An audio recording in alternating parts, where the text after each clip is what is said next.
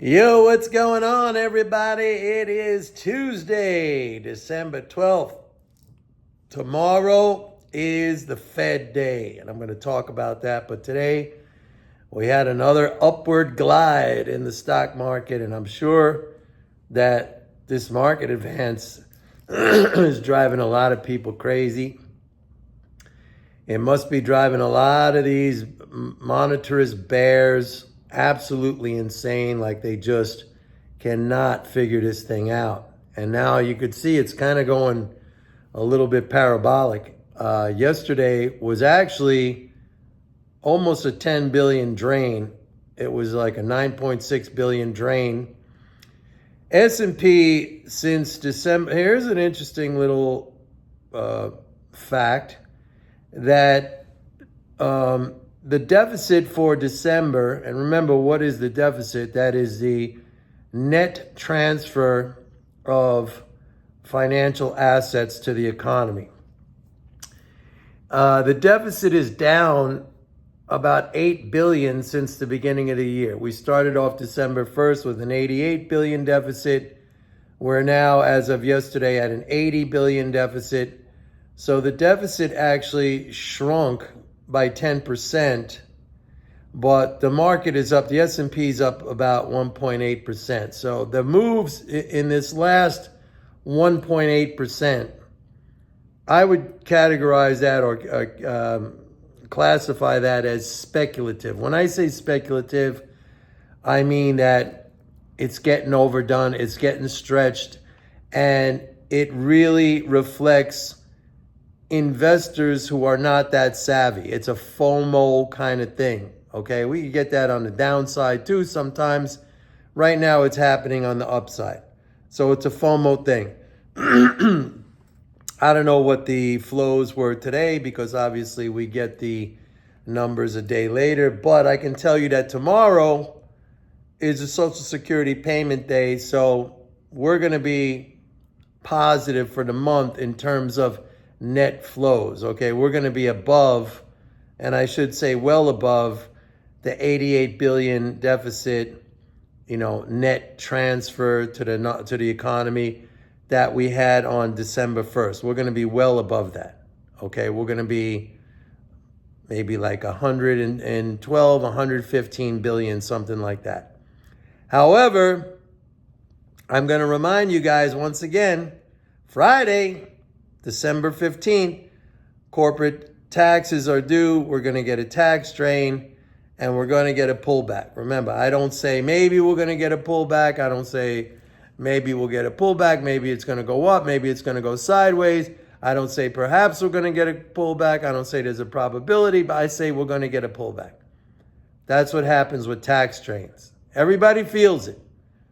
If you have to pay taxes, you have less money in your account. And that's a drain. That's the swimming pool water going down. But that's a temporary thing. Again, I bring you back to this point, and I've repeated this over and over and over again. I take you back to this point where I give you these cyclical things that happen as a result of these normal flows between the government and the economy, and then I give you the overarching big picture, which I've been telling you for a long time, years actually, that it's bullish.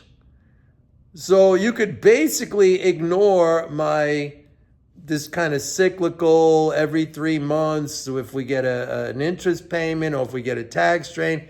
If you want, you could ignore that and just stay long the market and you're going to be fine. And better yet, you buy the dips and you're going to be better than fine. You're going to be great. And you could go away on vacation. You could go play golf. You could go sail around the world. You could do whatever you want. I'm telling you right now that there's no way with a 7 trillion plus leading spending flow and a 2 trillion annual deficit, 2 trillion of net transfers there's no way we're going to have a recession. And interest rates are not only a factor, but they actually play into these positive flows in a very, very significant way. Okay, so all these people predicting recession from rate hikes, which has been happening for the last 2 years now, they've all been wrong. And what are they doing? They just say, okay, it's not going to happen now, it's going to happen next year. And next year when it doesn't happen, what are they going to say? It's going to happen in 2025. And unless the government, unless Congress deeply, deeply, deeply cuts spending, which is always a possibility, but I have explained to you guys in the past that the big five, now it's the big five, before it was the big four spending items, they're non-discretionary with the exception of defense. But right now, not right now, but Congress pretty much always treats defense like a non-discretionary spending item. So you got Social Security, you got Medicare, you got Medicaid, you got defense, and now you have interest payments. Those are the big five, and they're not getting cut. They're all non-discretionary with the exception of defense, and defense is not getting cut. All right? So if you stay long the market, you can buy every single dip. It doesn't matter if it goes down 2%, if it doesn't matter if it goes down 10%. I know a lot of you, if it goes down 10%, you freak out, and then you bail out, and you hate the stock market. And every time that happens, and you listen to these idiots who say the death cross is happening and this and that, and you turn on CNBC and they're all like, this is it, this is the end, this is another, crash. And what keeps happening? I keep telling you, the market keeps going higher. You're just pumping too much money into the economy. And the economy is growing. And if the economy grows, that means corporate profits grow. That means stock prices go up. I don't know how to make it any simpler than that. And I don't see any reason why you should make it more difficult. This is not the stock market. Folks, listen to me when I tell you this. The stock market is an amazing, beautiful, incredible wealth creating mechanism. But you have to know not so much how to use the stock market, you have to know what reality is. And you can't keep playing for market crashes. For those of you who have been following me for any length of time, I told you about my history when I was a member of 4 different exchanges. I was a floor trader. I was an independent trader on the floor. I spent most of my life, let me rephrase that. I spent most of my time when I was a floor trader working against myself. What do I mean by that? Selling all the time. Selling, always predicting a crash. Always predicting a crash. It's true. And, there were times when I made some money, but then I always gave it back because the trend is up. The trend is up. It's a growing economy. There's innovation. There's technology. Everybody strives to do better. And the government is fostering this expansion through an unprecedented amount of fiscal support. So really, you shouldn't even be paying attention to my, these seasonal things every 3 months. I give that to you as an extra. Some people like to play it. Fine, you can play it. I'm telling you, Friday, tax drain, you can play that. I give you that. But really, all you should be concerned about is that overarching view that I talk about. If you're young right now and you're listening to me, and I don't know how many young followers I have, probably 0. But if there happens to be 1 or 2 of you out there and you're listening to me, your ability to amass riches in the stock market, it's a beautiful, beautiful, the stock market is incredible. I really wish they would teach this to kids in school because, relying on Social Security or whatever, or working your whole life, and then hoping for, I don't know, a pension or so. I mean, it's a beautiful thing. It's a beautiful wealth creating mechanism. All right, let me get off that subject for a second. I said I was going to talk about the Fed. The Fed is on Wednesday. Now, I already know what's going to happen. That's not to say I know what the Fed is going to, what their statement is going to be, what they decide. Most likely there's going to be no rate change. There doesn't seem to be any rate change forecast in the markets. But I will tell you this, that there will be a zombie monetarist reaction. It could be both ways. I don't know. And the reason why in this instance I say I don't know, because I don't try to play those things. I don't try to guess. I wait and see what happens.